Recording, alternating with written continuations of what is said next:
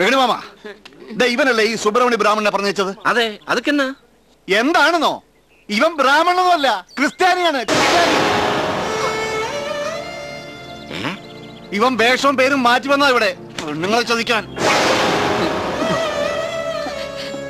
ശരിയാണോടാ ഈ കേട്ടത്? ഇവൻ പറഞ്ഞത് ശരിയാണോന്ന് പറയാം, ഞാൻ പറയാം.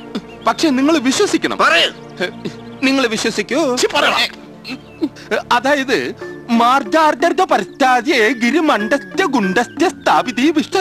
സ്ഥാപനം എന്നാണല്ലോ. എന്ന് വെച്ചാൽ പിടിവിട് പിടിവിട്. ഇങ്ങനെ നടന്ന് നടന്ന് ഞാൻ